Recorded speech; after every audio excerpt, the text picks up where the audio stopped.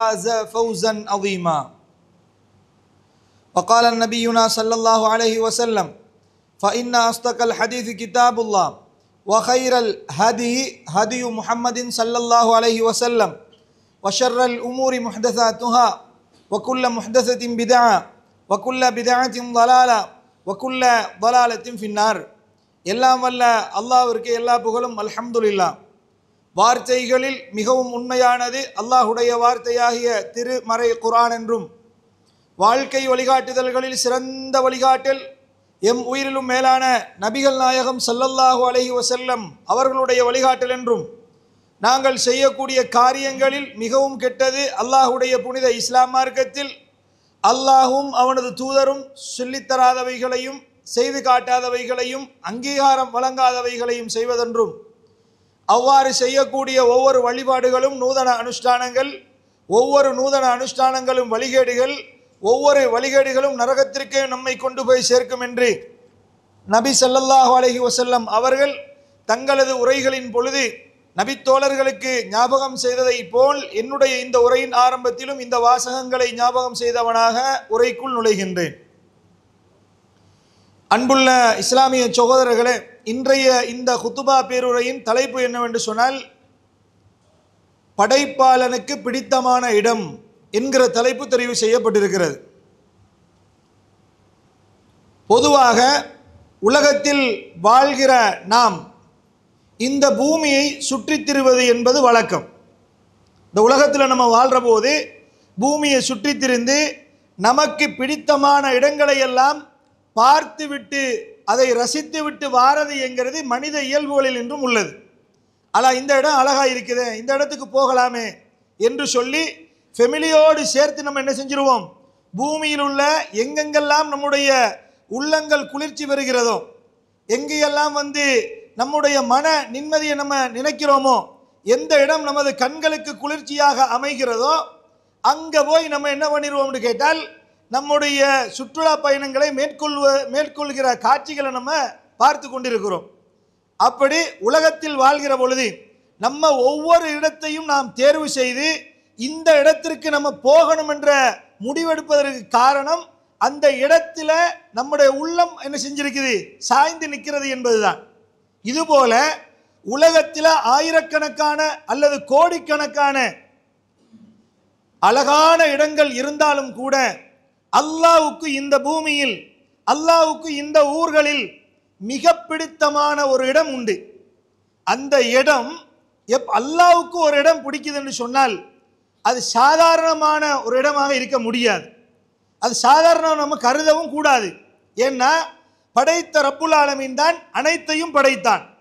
அனைத்தையும் படைத்து விட்டு நான் படைத்தவற்றிலேயே இந்த இடம் எனக்கு மிகுந்த ரொம்ப விருப்பமான ஒரு இடம் என்று அல்லாஹ் சொல்வானாக இருந்தால், அல்லாஹ் தனது விருப்பமான இடத்தை மக்களுக்கு தெரிவிப்பானே ஆனால் அது எவ்வளவு மிக பிரதானமான இடமாக இருக்கும்.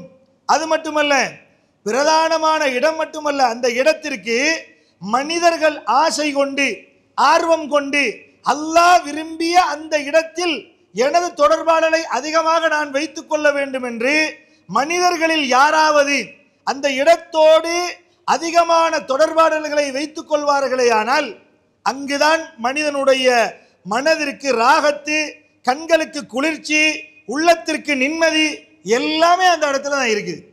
ஏன்னா அல்லாஹ் ஒரு இடத்தை விரும்புகிறான் என்றால் அந்த இடத்தில் மனிதர்களுடைய மனங்களுக்கு நிம்மதி உண்டு என்பதை புரிந்து கொள்ள வேண்டும். ரசூல் ஸல்லல்லாஹு அலைஹி வஸல்லம் அவர்கள் சொன்னார்கள், அஹப்புல் பிலாதி இலல்லாஹி மசாஜிதுஹா. இது அபூ ஹுரைரா ரலியல்லாஹு அன்ஹு அவங்க அறிவிக்கிறாங்க. சஹீஹ் முஸ்லிமில் 671ஆம் இலக்கத்தில் பதிவு செய்யப்படுது. எப்படி நபியெல்லாம் சொல்றாங்க, ஊர்களிலேயே எனக்கு அல்லாஹ்வுக்கு மிகவும் விருப்பமான இடம். ஊர்களில் 1008 பசுமை தரக்கூடிய இடங்கள் இருக்கலாம்.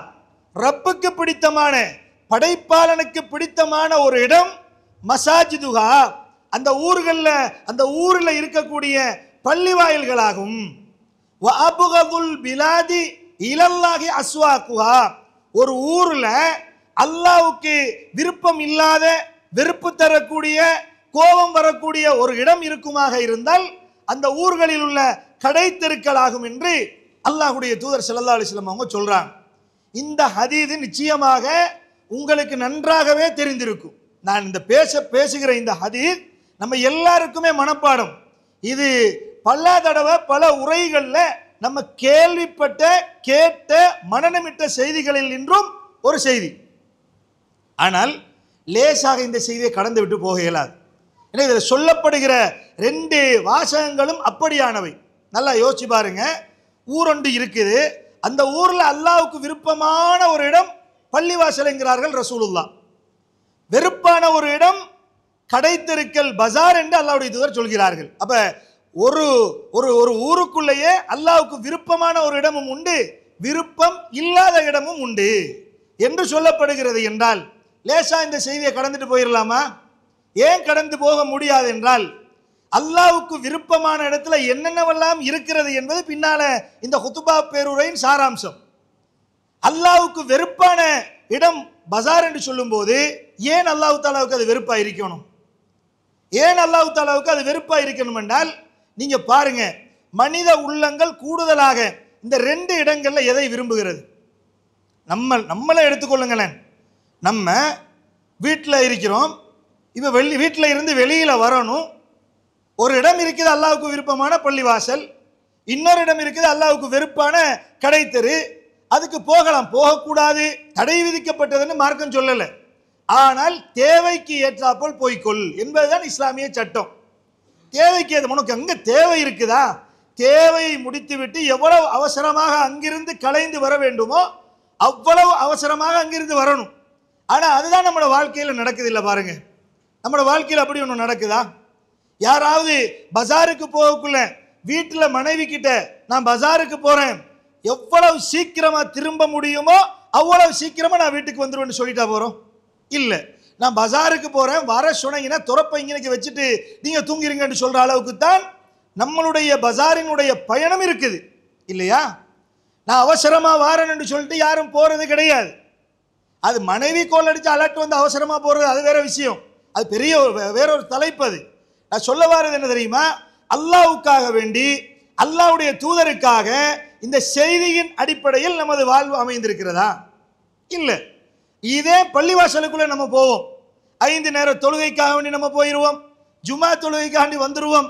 வந்துட்டா இப்போ என்ன நடக்கும் என்று கேட்டால் உடனடியாக அங்கே பள்ளிவாசலில் ஒரு புரோகிராம் நடக்கும், அல்லது தொழுகை தான் நடக்கும். இமாம் தொழுகை நடத்துகிறான்னு வைங்களேன், அவர் வளமைக்கு மாற்றமாக ஒரு நீண்ட சூறா ஓதினால் தொழுகை நடுநிலையாக தொழ வேண்டும்.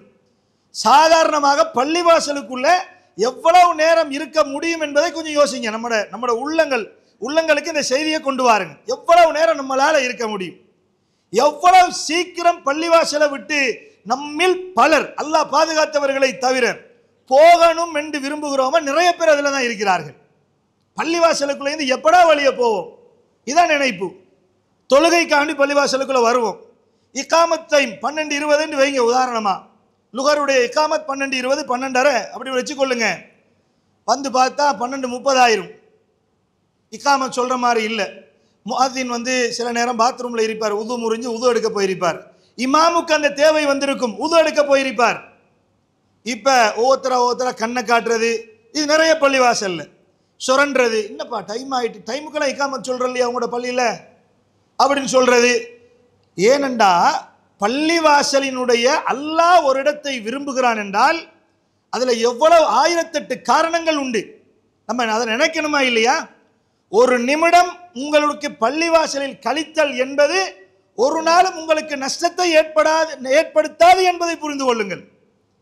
அப்படி ஒரு நிமிடம் உங்களுக்கு லேட் ஆகுதுன்னா, தொழுகைக்கு ஒரு நிமிடம் பிந்துது என்று சொன்னால் நம்ம முதலாவது விளங்கிக் கொள்ளணும் என்ன தெரியுமா?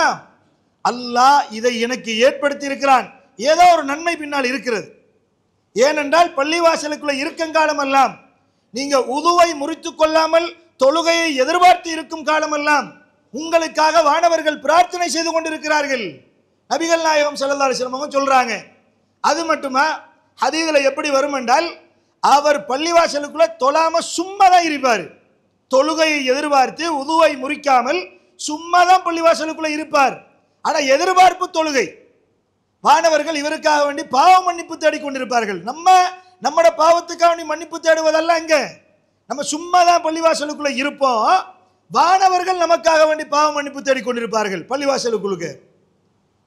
அது மட்டுமா, ஒரு நன்மை எழுதுகிற வானவர்கள் அவர்களுடைய அந்த நன்மை எழுதும் பட்டோலையில் அவர் தொழுது கொண்டிருக்கிறார் என்று எழுதப்படும். நீங்க கழிக்கின்ற ஒவ்வொரு வினாடியும் நீங்க தொழுது கொண்டிருக்கிறீர்கள் என்று எழுதப்படுகிற நன்மைகள் எல்லாம் தெரிந்திருந்தும் கூட பள்ளிவாயலில் அல்லாஹ்வுக்கு விருப்பமான நம்முடைய உள்ளங்களை குளிர்வுபடுத்தக்கூடிய அந்த இடத்தில் இருப்பது என்பது நமக்கு வெறுப்பாக இருக்கிறது என்றால், இந்த தருணத்தில் நமது ஈமானை பரிசோதிக்க வேண்டிய கட்டத்தில் நாம் இருக்கிறோம் என்பதை புரிந்து கொள்ளுங்கள். ஏன்னா ரசூல் ஸல்லல்லாஹு அலைஹி வஸல்லம் அவங்க பள்ளிவாசலை உருவாக்கினாங்க.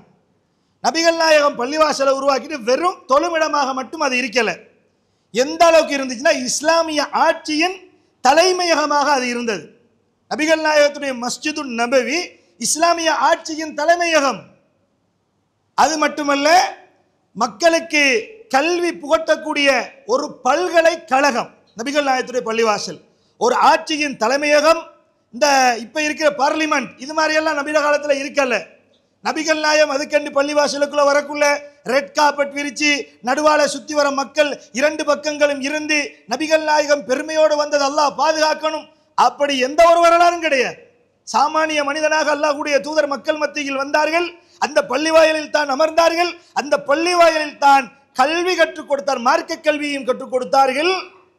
அதேபோல் தனக்கு கற்றுக் கொடுக்கப்படாத கணக்கு சம்பந்தப்பட்ட அறிவையும் பிறரை வைத்து அங்குதான் கற்றுக் கொடுத்தார்கள் என்பது ஹதீஸ்.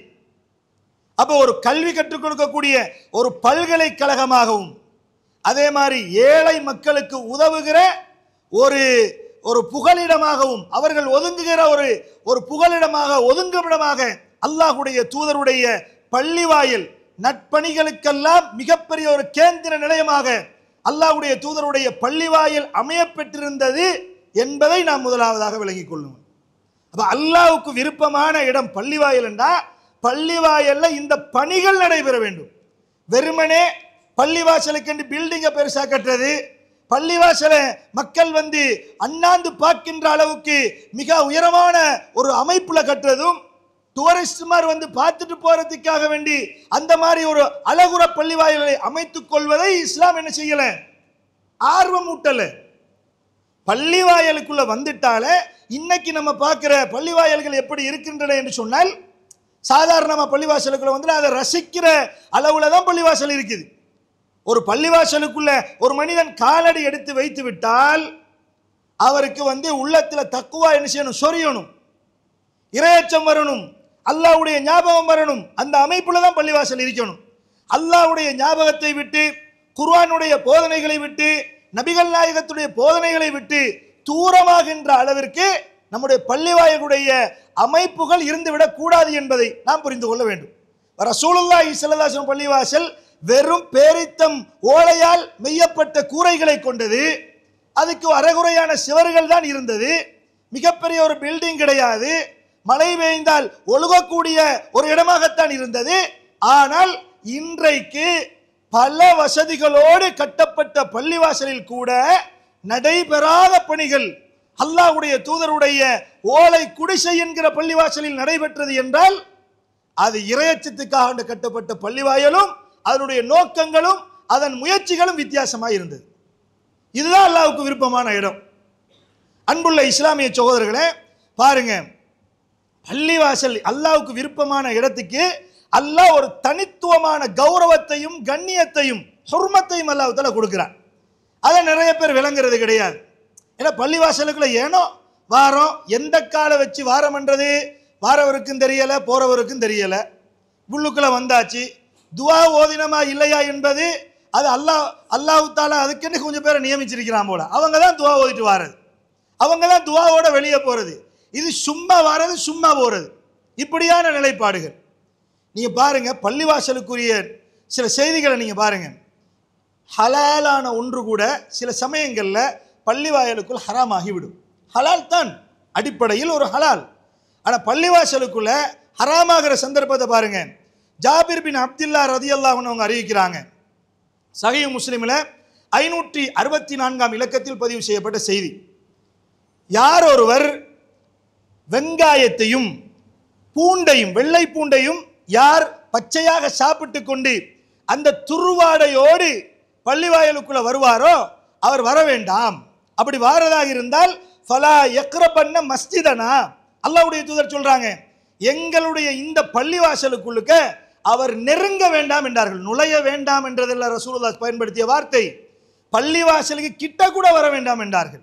ஏனென்று கேட்டால், எந்த ஒரு வாடையை கொண்டு மனிதர்கள் எல்லாம் நோவினை அடைவார்களோ, நிந்தனை அடைவார்களோ, வெறுப்படைவார்களோ, அதனை கொண்டு வானவர்களும் அப்படித்தான். வானவர்களும் நிந்தனை அடைகிறார்கள். வெங்காயம் வெள்ளப்பூடு அடிக்கடி நம்ம பயன்படுத்துறதுதான். கறிக்கு, மருத்துவத்திற்கு, எல்லாத்துக்குமே பயன்படுத்திட்டு தான் வரோம். ஆனால் இஸ்லாம் ஹலாலாக்கி வைத்திருந்தும் கூட பள்ளிவாயலுடைய மகத்துவத்தை பார்த்தீர்களா? நீங்க நினைக்கிற மாதிரி பள்ளிவாசலுக்குள்ள வர முடியாது.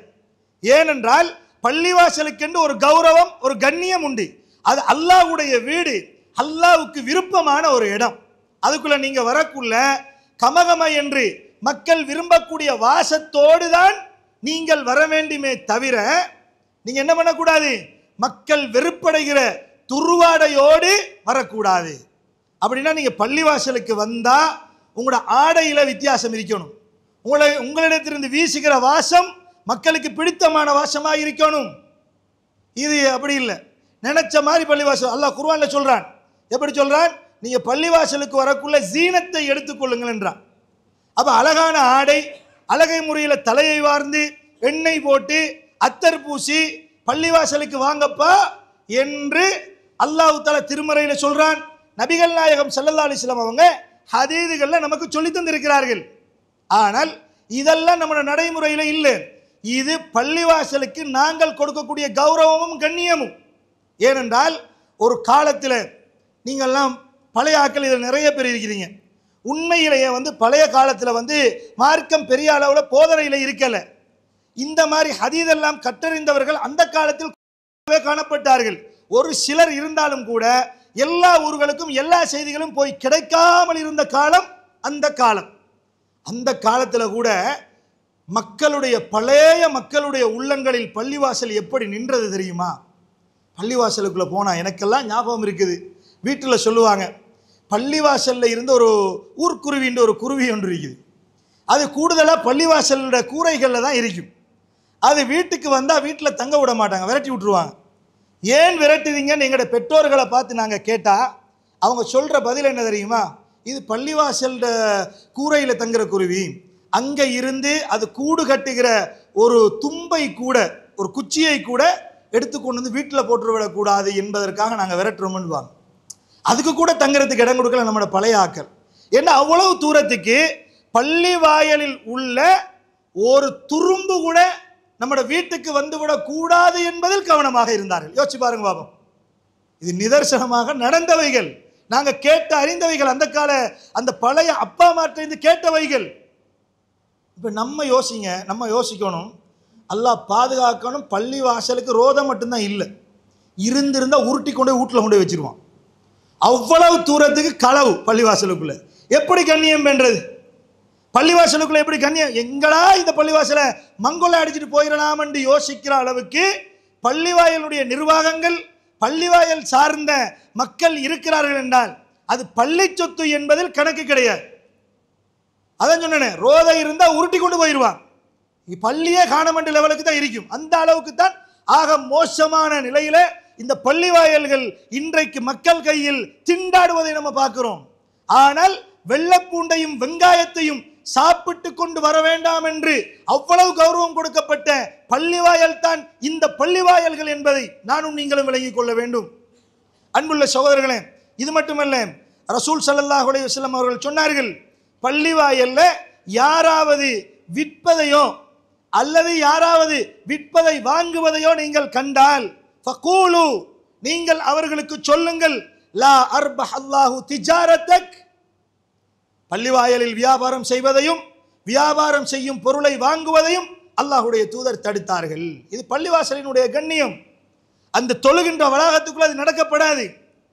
அப்படி செஞ்சீங்கன்னு சொன்னால் லா அர்பஹ் அல்லாஹு திஜாரத்தக்க, அல்லாஹு தஆலா உங்களுடைய இந்த வியாபாரத்தில் லாபத்தை தராமல் இருக்கட்டும் என்று பிரார்த்தனை செய்யுங்கள். எங்கேயாவது ரசூலுல்லாஹ் ஒரு முஸ்லிமுக்கு எதிராக பிரார்த்தனை செய்ய சொல்லியிருப்பார்களா? ஒரு முஸ்லிமுக்கு சார்பாக அவர்களுடைய வியாபார லாபத்திற்குத்தான் இஸ்லாம் வழிகாட்டும். ஆனால் இந்த இடத்துல அல்லாஹ்வுடைய தூதர் எப்படி சொல்லி தர்றாங்க? நீங்க பள்ளிவாசலுக்குள்ள வியாபாரம் செய்வரை கண்டா, அதை வாங்குவரை கண்டா, உங்களுடைய இந்த பிசினஸ்ல லாபம் இல்லாமல் இருக்கட்டும் என்று பிரார்த்தனை செய்யுங்கள். அவ்வளவு கண்ணியப்படுத்தப்பட்ட இடம் பள்ளிவாசல். விற்கவும் கூடாது, வாங்கவும் கூடாது. அதே போல தொலைந்த பொருளை கூட தேடுவதை பள்ளிவாசலுக்குள்ள தடுக்கப்பட்டிருக்கிறது. தொலைந்த பொருளை எப்படி தேடுறது? அலௌட் பண்ணி அந்த சத்தம் போட்டு அறிவிப்பு செய்து தேடுவதை மார்க்கம் வெறுக்கிறது. ரசூல் ஸல்லல்லாஹு அலைஹி வஸல்லம் அவங்க சொன்னாங்க, எந்த அளவுக்குன்னு சொன்னா, யாராவது ஒருவர் பள்ளிவாசலுக்குள்ள அறிவிப்பு செய்து ஒரு பொருளை தேடினால், லா ரத்தஹல்லாஹு அலைக்க, நீ அறிவிப்பு செய்து தேடுகிற அந்த பொருள் உனக்கு மீள கிடைக்காமல் இருக்கட்டும் என்று பிரார்த்தனை செய்யட்டும். நீ தேடுற பொருள் உனக்கு கிடைக்காம இருக்கட்டும். ஏனென்றா வேறு சில செய்திகளில் வருது, அதுக்காக வேண்டி பள்ளிவாசல் கட்டப்படல, நீ வியாபாரம் செய்வதற்கு, நீ அறிவிப்பு செய்து உன் பொருளை தேடுவதற்கு கொடுக்கப்பட்டதற்காக பள்ளிவாயல் கட்டப்படவில்லை என்று இஸ்லாம் என்ன செய்கிறது? பள்ளிவாசலுக்குரிய கௌரவம் கண்ணியத்தை பேணுகிறது என்பதை நம்ம பார்க்கிறோம். அப்ப அல்லாஹ் தஆலா குர்ஆன்ல சூரத்து ஜின்ல 18வது வசனத்தில் அல்லாஹ் தஆலா சொல்லி காட்டுறான், வ அன்னல் மசாஜித லில்லாஹி ஃபலா ததுஉ மஅல்லாஹி அஹதா. பள்ளிவாயல்கள் என்பது அது அல்லாஹ்வுக்கு மட்டுமே சொந்தமான இடம். அது உங்களுக்கு சொந்தமான இடம் கிடையாது. அது அல்லாஹ்வுக்காக வேண்டி கட்டப்பட்ட இடம். ஃபலா ததுஉ மஅல்லாஹி அஹதா, அல்லாஹ்வை தவிர வேறு யாரையும் அங்கு அழைக்காதீர்கள் என்று சூரத்துல் ஜின்ல அல்லாஹ் தஆலா சொல்வதை நம்ம என்ன செய்றோம்? பார்க்கிறோம். அப்ப இந்த பள்ளிவாசலுக்கு இவ்வளவு கௌரவமும் இவ்வளவு கண்ணியமும் கொடுக்கப்பட்டிருக்கிறது. இஸ்லாமிய வரலாற்றில் அல்லாஹ்வுடைய தூதரும் கொடுத்திருக்கிறார்கள். அவரிடத்திலிருந்து பாடம் பயின்ற மாணவர்களான நபித்தோழர்களும் பள்ளிவாசல் என்பது இப்படித்தான் என்பதை இது பண்ணார்கள். பள்ளிவாசலுக்குள்ள சப்தம் போட்டு சப்தத்தை உயர்த்தி பேசக்கூடாது, தெரியுமா? அதுக்கு என்ன, அதுல ஓதுறவங்க இருப்பாங்க, திக்ரு செய்கிறவங்க இருப்பாங்க, தொழுகின்றவர்கள் இருப்பார்கள். இப்படியானவர்கள் இருக்கும் மத்தியில் அல்லாஹ்வுடைய மாளிகைக்குள்ளுக்க என்ன செஞ்சிடப்படாது? சப்தத்தை உயர்த்தி வீணான பேச்சுக்களை பேசுவதையும் இந்த மாதிரியாக நடந்து கொள்ளக்கூடாது என்பதை இஸ்லாம் என்ன செய்கிறது? சொல்லி காட்டுகிறது. ஒரு முறை உமர் பின் கத்தாப் ரலியல்லாஹு அன்ஹு காலம் பள்ளிவாசலுக்குள்ளுக்க 2 பேர் சத்தம் போட்டு பேசி கொண்டிருக்கு, சத்தத்தை உயர்த்தி பேசி கொண்டிருக்கிறான். உமர் ரலியல்லாஹு அன்ஹு அவங்க தலையை போட்டு கேட்டாங்க, யாரு நீங்கண்டு? அவங்க வெளியூர் வாசிகள். உமர் ரலியல்லாஹு அன்ஹு சொன்னாங்க, நீங்கள் வெளியூர் வாசிகளாக பேய்த்துட்டு இந்த ஊர்வாசியாக மட்டும் நீங்கள் 2 பேரும் இருந்திருந்தா அல்லாஹ்வுடைய தூதருடைய பள்ளிவாயலில் இப்படி சத்தத்தை உயர்த்தி பேசியதற்காக உங்களை நான் தண்டித்திருப்பேன் என்றார்கள். அப்போ அந்த அளவுக்கு பள்ளிவாயல்கள் நபிகளாருடைய காலத்தில் மட்டுமல்ல, நபிகளாருடைய காலத்துக்கு பிற்பட்ட காலங்களில் கூட அதனுடைய தனித்தன்மை, அதனுடைய அமைதியாக காணப்பட்டது என்பதை என்ன செய்யலாம்? அந்த கௌரவம் கண்ணியம் கொடுக்கப்பட்டு இருந்ததை நம்ம என்ன செய்யலாம்? பார்க்கலாம். இன்னும் சொல்ல போனால், நான் ஏற்கனவே உங்களை ஆரம்பத்தில் நான் சொன்னேன், மன நிம்மதி அங்கே தான் இருக்குன்னு சொன்னேன். அல்லாஹ்வுக்கு விருப்பமான இடத்துல சக்கீனத் இருக்கும், மன நிம்மதி இருக்கும். ரசூலுல்லாஹ்வுடைய காலத்தில் கூட சஹாபாக்கள் வீட்டில் ஏதாவது ஒரு பிரச்சனைண்டா, இன்னைக்கு நம்ம வீட்டில் பிரச்சனைனா எங்கே போவோம்? மார்க்கம் இல்லாதாக்கள் போகிற இடம் வித்தியாசமான இடமா இருக்கும். மார்க்கம் இல்லாதவங்க போகிற இடம், தங்களோட சோகத்தை கழிக்கிறதுக்கு இல்லாமகிறது போகிற இடம் ஒரு வித்தியாசமான ஒரு இடம். அதே மாதிரி சாதாரண தரத்தில் உள்ளவர்கள் கூட நிறைய பேர் மனைவியோடு சண்டை பிடித்து கோவித்துக்குன்னா உண்மையிலே உள்ளம் பொறுக்காது, அது தாங்க மாட்டோம். ரோட்டில் உள்ளவர்களாக ஏசுவாங்க, பொறுத்துக்கண்டு வருவோம். மனைவி ஏசுனா பொறுக்க மாட்டோம், அது இயல்பு கணவர்மாருடைய. ஆனால் நாங்கள் என்ன செஞ்சிருவோம்? ஒன்று வீட்டுக்குள்ளே இருந்தே சண்டை பிடிச்சிக்கண்டு இருப்போம், அல்லது வெளியில் வேறையாவது கூட்டாளியோட எங்கேயாவது நண்பர்களோட சேர்ந்து சுத்த போயிடுவோம். இதுதான் நம்முடைய உள்ளத்துக்கு ராகத்தெடுக்கிற ஸ்டைல், விதம். ஆனால் ரசூலுல்லாஹ்வுடைய காலத்தில் என்ன நடந்துச்சுன்னு பாருங்க பாப்போம். பள்ளிவாசலுக்கு அது பள்ளிவாசலோட எப்படி அவருடைய தொடர்புகளை எல்லாம் அமைத்துக் கொண்டா, வீட்டில் ஒரு பிரச்சனைண்டா பள்ளிவாசலுக்கு உறங்கிக் கொள்வார்கள். மனைவியோட ஒரு பிரச்சனை, மனைவியோட ஒரு கருத்து வேறுபாடு, கருத்து முரண்பாடு, எங்க உடனடியாக வருவாங்க? வீட்டை விட்டு அல்லாஹ்வுடைய வீட்டுக்கு வருவாங்க. ஏண்ட வீட்டில் நிம்மதி கிடைக்கலையே, ஏண்ட வீட்டில் எனது மனதுக்கு கோபம் தரக்கூடிய ஆத்திரம் தரக்கூடிய இந்த மாதிரி சம்பவம் நடந்துட்டு சொல்லிட்டு அவங்க வார இடம் பள்ளிவாசலாக இருக்கும். நபித்தோழர்கள் அலி ரலியல்லாஹு அன்ஹு ஒரு முறை ஹதீஸில் எப்படி வருதுன்னு கேட்டால், ரசூல் ஸல்லல்லாஹு அலைஹி வஸல்லம் அவர்கள் அலி ரலியல்லாஹு அன்ஹு ஒரு இடத்துல பள்ளிவாசலுக்குள்ளே காண்றாங்க. எப்படின்னா, அலி ரலியல்லாஹு அன்ஹு ஃபாத்திமா ரலியல்லாஹு அன்ஹா அவர்களோடு ஒரு சின்ன சர்ச்சையில் கோவித்து விட்டு பள்ளிவாசல சிவத்தில் சாய்ந்து கொண்டிருக்கிறார்கள். தனது சால்வையை கலட்டி ஓரமாக வைத்துவிட்டு சாய்ந்து கொண்டு அந்த மண் சிவற்றில் சாய்ந்து கொண்டு அல்லது கீழே படுத்துறங்கி கொண்டிருந்தாங்கன்னு வருது. இப்படி இருந்தாங்க. நபிகள் நாயகம் ஸல்லல்லாஹு அலைஹி வஸல்லம் அவங்க அவரை கண்டுட்டு அவரை கிட்ட வந்தாங்க. வந்து கிட்ட பார்த்து நபிகள் நாயகத்தை கண்டத்தோடே அவர் மரியாதைக்காக என்ன செஞ்சார், ஒரு சாய்ந்திருந்தவர் கொஞ்சம் எழுப்பினார். ரசூலுல்லாஹ் அப்படியே அவரை அமரச் சொல்லிவிட்டு அவருடைய முதுகுல உள்ள பட்டிருந்தக்கூடிய மண்ணை தட்டி கொண்டு அபு துராப் அப்படின்னு ரசூல் ஸல்லல்லாஹு அலைஹி வஸல்லம் அவங்க ஒரு யா அபா துராப் மண்ணின் தந்தையே என்று சொல்லி அழைத்தார்கள் என்று சொல்லி சஹீஹுல் புகாரியில் 6204 இலக்கத்தில் இந்த செய்தி பதிவு செய்யப்படுது. ஆனால் வந்த காரணத்தை பாருங்க, இதில் இந்த ஹதீஸில் நிறைய படிப்பினை இருக்குது. குடும்ப ரீதியாக வந்த செய்தியை பாருங்க. ஃபாத்திமா ரலியல்லாஹு அன்ஹா அவங்களோட கோவித்து கொண்டார்கள். கோவித்து விட்டு வந்த இடம் எந்த இடம்? பள்ளிவாயில் சாய்ந்து கொண்டார்கள். இது நபித்தோழருடைய வளமை, நபியுடைய வளமையும் இதுதான். தங்கள் மனைவிமார்களோடு பிணங்கி கொண்டால் நபிகள் நாயகம் ஸல்லல்லாஹு அலைஹி வஸல்லம் அவர்கள் வந்து அமரக்கூடிய இடம் பள்ளிவாயலாக இருக்கும். இது ஹதீதுகளில் நம்ம கண்டது தான், கேட்டவைகள் தான். அன்புள்ள இஸ்லாமிய உறவுகளை, இப்படி பள்ளிவாயல் என்பது நபித்தோழர்களுக்கு மத்தியில் அவருடைய கவலை தந்த உள்ளங்களுக்கு ஆறுதல் அளிக்கிற, கண்குளிர்ச்சி தரக்கூடிய, மன நிம்மதி அளிக்கக்கூடிய ஒரு இடமாக இருந்திருக்கிறது என்பதை பார்க்கிறோம். நமது வாழ்வில் அப்படி இருக்கிறதா? இதைத்தான் நம்ம யோசிக்கணும். நம்மளோட வாழ்க்கையில் அப்படி இந்த பள்ளிவாசல் இடம் தருதா? நம்மளோட உள்ளம் பள்ளிவாயல்களை தேடுதா? பள்ளிவாசலில் போய் இருந்தால் தான் எனக்கு கண்குளிர்ச்சின்னு நம்ம நினைக்கிறோமா? நம்முடைய மனதுக்கு பாரமாக இருக்கிற பொழுது, உள்ளத்திற்கு கவலையாக இருக்கிற பொழுது பள்ளிவாசலோட நம்முடைய தொடர்பு எவ்வளவு தூரத்துக்கு இருக்கிறது என்பதை இந்த இடத்துல நம்ம சிந்திக்க கடமைப்பட்டிருக்கிறோம். அன்புள்ள சகோதரர்களை, எனவே பள்ளிவாயலுக்கு இவ்வளவு கௌரவமும் கண்ணியமும் அல்லாஹுடைய தூதருடைய காலத்தில் கொடுக்கப்பட்டிருக்கிறது என்பதை புரிந்து கொண்டு நாமும் அதே அல்லாஹுடைய மாளிகை இன்று நமது ஊர்களில் பரவலாக காணப்படுகிறது. குர்ஆன் சுன்னாவை பேசுகிற, தூய்மையாக தாவா செய்கிற பள்ளிவாயல்களை இன்றைக்கு நிறைய இடங்களில் பரவலாக பார்க்கிறோம். அந்த இடத்திற்கு அதற்குரிய கௌரவங்களையும் அதற்குரிய கண்ணியங்களையும் கொடுத்து அதை மகத்துவப்படுத்துவதற்கு வல்ல ரப்புல் ஆலமீன் நம் அனைவருக்கும் அருள் செய்வானாக. இன்னல் ஹம்துலில்லாஹ் வஸ்ஸலாத்து வஸ்ஸலாமு அலா ரசூலில்லாஹ் முஹம்மது பின் அப்துல்லாஹ் அம்மா பஅத். அன்புள்ள சகோதரர்களே, படைப்பாளனுக்கு பிடித்தமான இடம் என்கிற தலைப்பின் கீழால் சில செய்திகளை முதலாவது உரையில் நாம் பார்த்து விட்டோம். அந்த தொடரில் உண்மையிலேயே பள்ளிவாயல் என்பது அமைதி காணக்கூடிய ஒரு இடமாக, மனித நிம்மதி தரக்கூடிய ஒரு இடமாக, அல்லாஹ்வுக்கு விருப்பமான ஒரு இடமாக இருக்கிறது என்பதை நம்ம பார்த்தோம். இப்போ இன்னைக்கு பள்ளிவாசலில் நிலைமையை பாருங்கள். சத்தம் போடக்கூடாதுன்னு உமர் ரலியல்லாஹு அன்ஹு அவங்க கோபத்தோடு அவர்களிடத்தில் பேசிக்கொண்டார்கள்ங்கிறத பார்க்குறோம். வியாபாரம் செய்யக்கூடாதுன்னு அல்லாஹ்வுடைய தூதர் சொல்வதை நம்ம பார்த்துட்டோம். தொலைந்த பொருளை நீங்கள் அறிவிப்பு செய்து தேட வேண்டாம் என்கிறதையும் பார்த்தோம். ஆனால் இன்றைய காலத்தில் நமக்கு மத்தியில் இருக்கக்கூடிய பள்ளிவாயலுடைய நிலை என்ன? ஒரு நிர்வாகம் கலைத்து மறு நிர்வாகம் உருவாக்குற கூட்டம் பள்ளிவாசலுக்குள்ளே தான் நடக்கும். அந்த நாளில் நீங்கள் கொஞ்சம் பள்ளிவாசலில் இருந்து பாருங்கள், அவருடைய ஹுர்மத்துக்கள் பேணப்படுகின்றனவா? பள்ளிவாசலுக்கு கொடுக்கக்கூடிய கௌரவம் பேணப்படுகிறதா? அப்படித்தான் நமது பள்ளிவாயல்களில் நிர்வாகங்கள் தெரிவு செய்யப்படுகிறதா? அன்றுதான் எந்த இடத்தில் ஒரு மனிதனுடைய குறை பேசக்கூடாது என்று பேசப்படுகிறதோ, உரை நிகழ்த்தப்படுகிறதோ, எந்த இடத்தில் இன்னொருவரை மானபங்கப்படுத்தக்கூடாது என்று மிம்பர் ஏறி பேசப்படுகிறதோ, அந்த நாளில் நிர்வாக தெரிவு நாளில் அதெல்லாம் நீங்கள் ஒரே இடத்துல காணலாம்.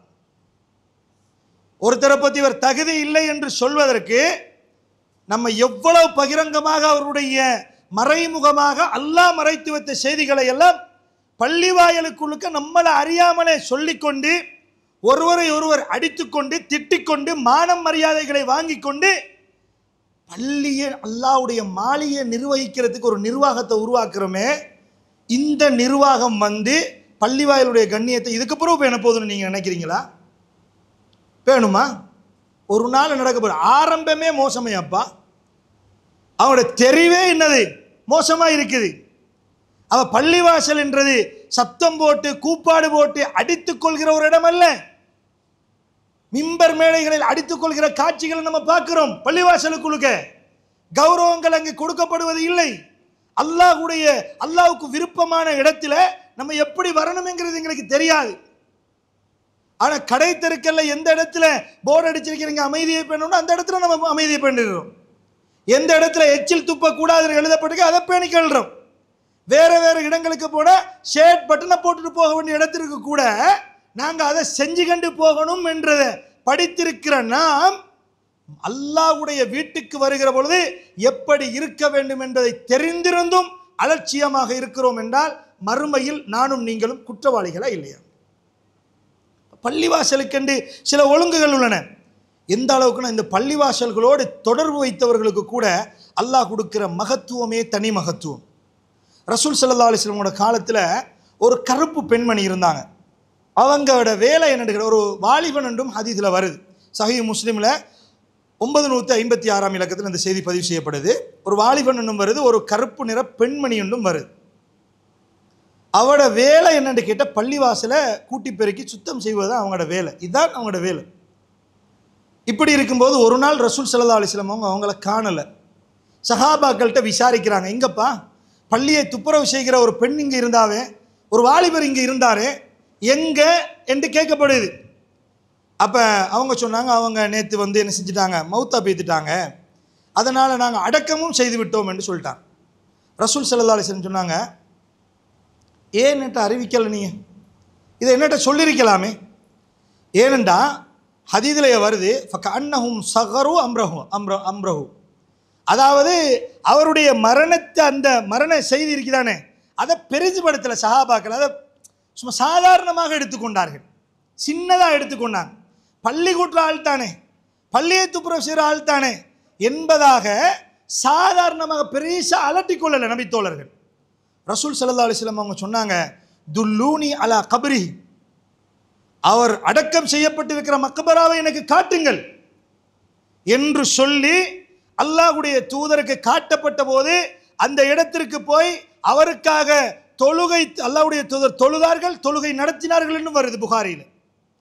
தொழுது விட்டு பிரார்த்தனை செய்துவிட்டு அல்லாஹ்வுடைய தூதர் திரும்பி நபித்தோழர்களை பார்த்து சொன்னார்கள், இன்ன ஹாதிஹில் குபூர மம்லூஅத்துன் ظுல்மத்தன் அலா அஹ்லிஹா, இந்த மன்னரைகள் எல்லாம் வந்து இருள் சூழ்ந்தவையாகவே இருக்கின்றன. பொதுவாக கபறுகள் எல்லாம் வந்து இருள் சூழ்ந்தவையாகத்தான் இருக்கும்.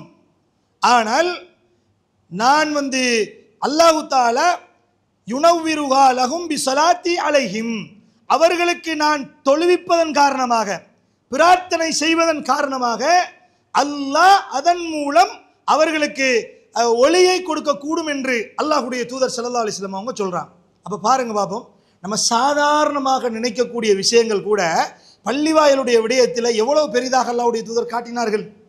ஒரு பள்ளிவாயலை கூட்டி பெருக்கியதன் காரணமாக அவருக்கு அல்லாஹ் தஆலா வைத்த பாக்கியம் என்ன, அல்லாஹ்வுடைய தூதருக்கு தெரியாமல் அடக்கிய மன்னரையை கூட அல்லாஹ் தெரியப்படுத்தி அல்லாஹ்வுடைய தூதரை அந்த இடத்திற்கு போய் தொழுகை நடத்தி, ஏன் தொழுதேன் என்றால் எனது தொழுகையின் மூலமாக இருள் சூழ்ந்த இந்த மன்னரைகள் வெளிச்சமாக கூடும், ஒளிமயமாக கூடும் என்று அல்லாஹ்வுடைய தூதர் சொல்லி காட்டினார்கள் என்றால் அந்த பாக்கியம் எதனால் கிடைத்தது?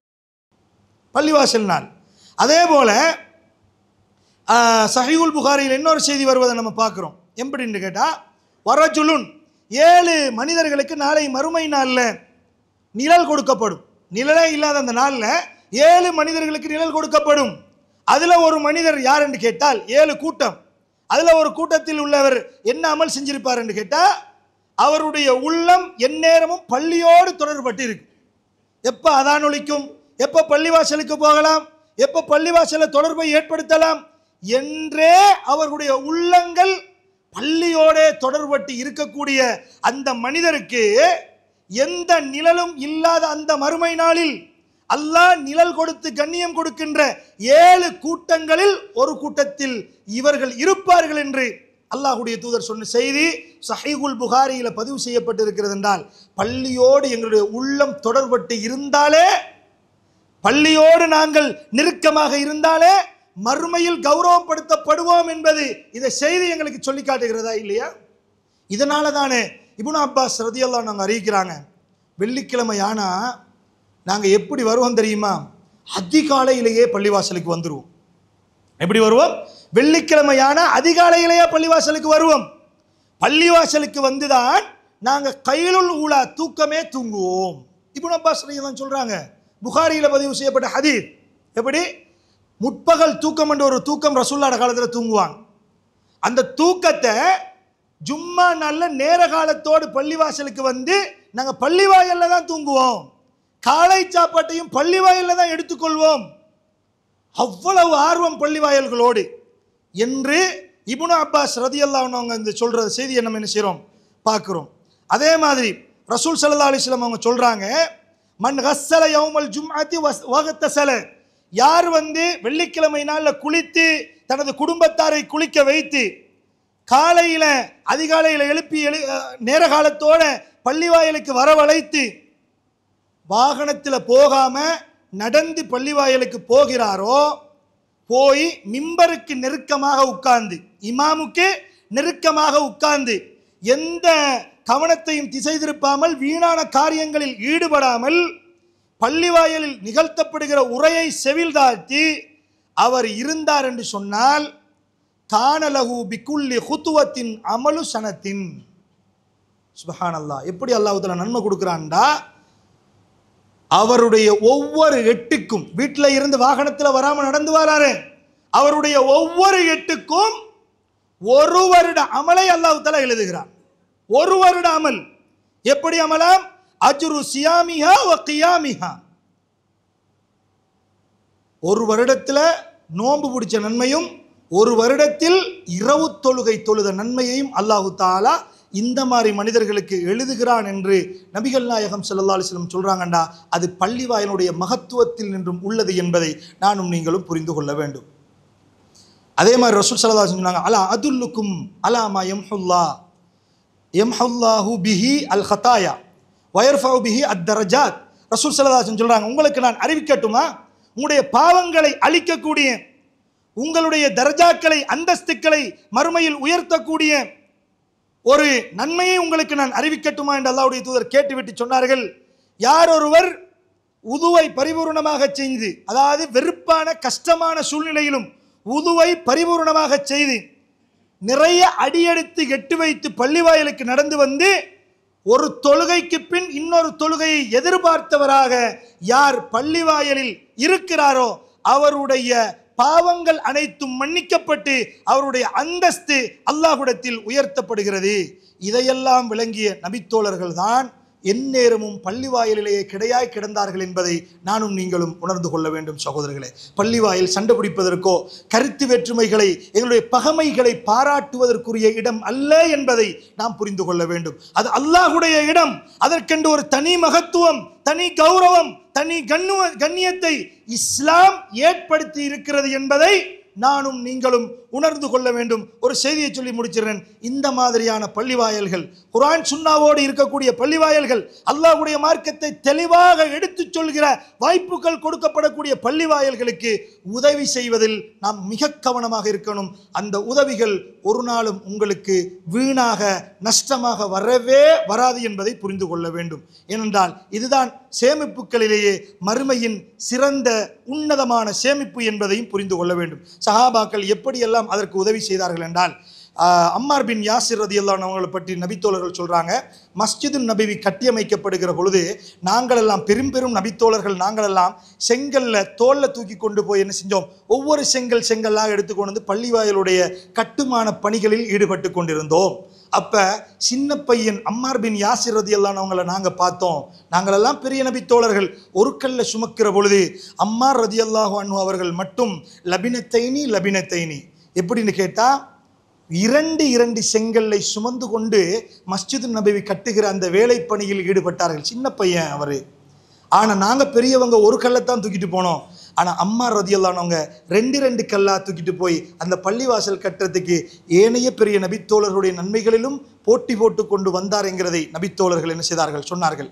அப்படி சொல்லுகிற பொழுது ஒரு நபித்தோழர் சொல்றாரு, இவர் இப்படி தூக்கி கொண்டு போகும்போது ஃபமர் ரபிஹின் நபி ஸல்லல்லாஹு அலைஹி வஸல்லம், நபிகள் நாயகம் ஸல்லல்லாஹு அலைஹி வஸல்லம் அவர்கள் இவரை கடந்து செல்லுகிற பொழுது இவருக்கு கிட்ட பெய்துட்டாங்க.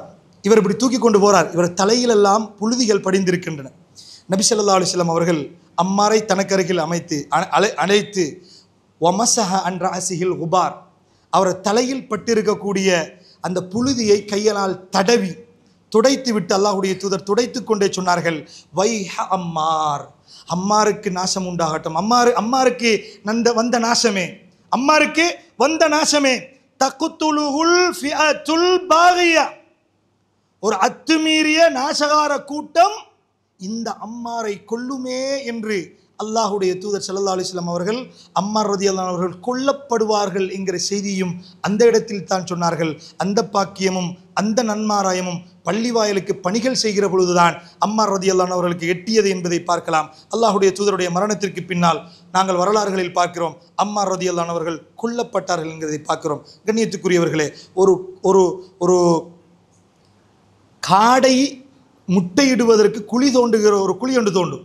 அந்த குழியின் அளவு நீங்கள் பள்ளிவாயலுக்கு உதவி செய்தாலும் அல்லாஹ் மறுமையில் சொர்க்கத்தில் உங்களுக்கு ஒரு வீட்டை தருவான் என்று நபி ஸல்லல்லாஹு அலைஹி வஸல்லம் அவர்கள் சொன்ன செய்தி அஹ்மத் என்று சொல்லக்கூடிய ஹதீஸ் கிரந்தத்தில் பதிவு செய்யப்பட்டிருக்கிறது.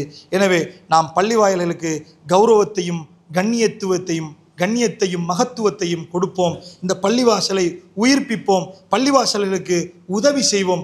பள்ளிவாயல்களிலேயே எங்களுடைய தொடர்பை அதிகமாக்கி சைத்தானிய இசைக்கருவிகள், மோசமான விபச்சார காட்சிகள் எல்லாம் காட்சி தரக்கூடிய பஜார்களிலிருந்து ஓரமாகி அல்லாஹ்வுக்கு விருப்பமான இடத்திலேயே நமது நேரங்களையும் காலங்களையும் கழிக்கக்கூடிய பாக்கியத்தை எனக்கும் என் குடும்பத்தாருக்கும் உங்களுக்கும் உங்கள் குடும்பத்தார்களுக்கும் ஆக்கி அருள் பாலிப்பானாக.